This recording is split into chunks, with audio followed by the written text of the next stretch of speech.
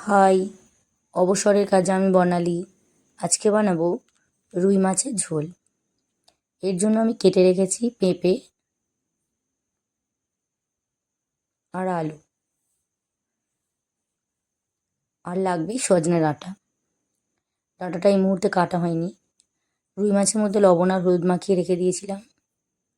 কড়াই গরম হয়ে গেছে, এর মধ্যে বেশ কিছুটা সাদা তেল দিয়ে দিলাম। তেলের মধ্যে দিয়ে দিচ্ছি লবণ আর হলুদ মাখিয়ে রাখা রুই মাছ। গরমকালে এরকম জ্যান্ত মাছের ঝোল খেতে খুব ভালো লাগে, শরীর খুবই ভালো থাকে এরকম হালকা পাতলা ঝোল দিয়ে ভাত খেলে। খুব রিচ খাবার গরমকালে সহ্য হয় না, অনেকেরই শরীরের পক্ষে ক্ষতিকর। এখন মাছগুলোকে আমি মিডিয়ামভাবে ভেজে নেব, খুব মচমচে করে ভাজবো না। এখন একটা বাটিতে নিয়ে নিয়েছি কাঁচা লঙ্কা আর আদা, এটাকে আমি শিলের মধ্যে পেস্ট বানিয়ে নেব।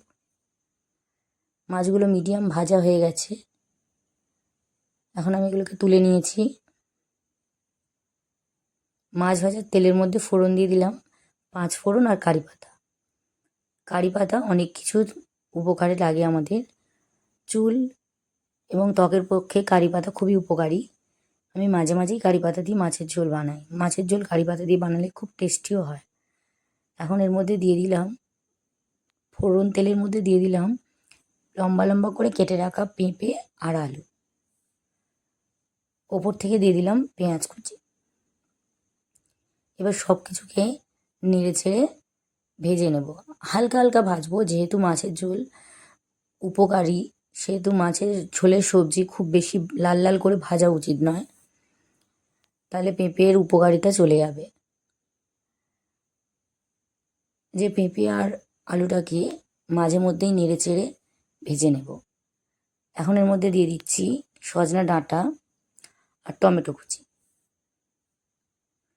আবারও সব সবজিগুলোকে একসঙ্গে নেড়ে চেড়ে দেব।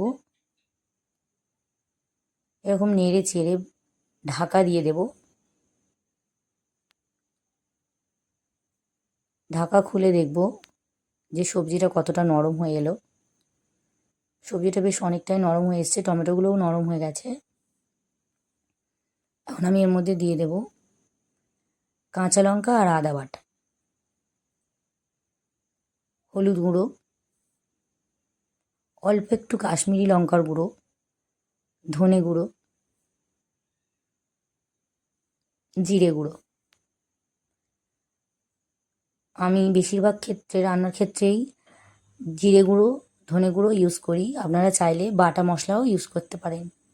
এবার খুব ভালো করে সব মশলাগুলোকে সবজির সঙ্গে কষিয়ে নেব। আমি লাল লঙ্কার গুঁড়োটা দিলাম এই কারণে, তরকারির কালারটা যাতে একটু ঠিকঠাক থাকে। যদি একটুও না লঙ্কার গুঁড়ো দিই, লাল লঙ্কার গুঁড়ো দিই, তাহলে তো তরকারিটা পুরো সাদা হবে, সেক্ষেত্রে দেখতেও খারাপ লাগে।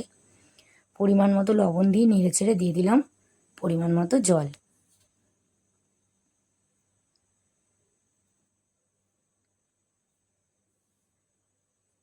এবার জল দেওয়ার পর ঢেকে দেব। 15 থেকে 20 মিনিট সময় লাগবে, যেহেতু সব সবজিগুলো মোটা মোটা করে কেটে রাখা। ঢাকা খুলে দেখব সবজিগুলো সেদ্ধ হয়ে গেছে কিনা। সবজিগুলো একবার করে ভেঙে দিচ্ছি, সবজিগুলো সেদ্ধ হয়ে গেছে, আর বেশি বাকি নেই। এখন এর মধ্যে দিয়ে দেব সাদা সর্ষে বাটা।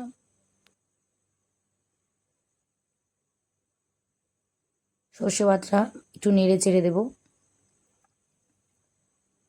এরপর দিয়ে দেবো উপর থেকে ভেজে রাখা মাছের পিসগুলো।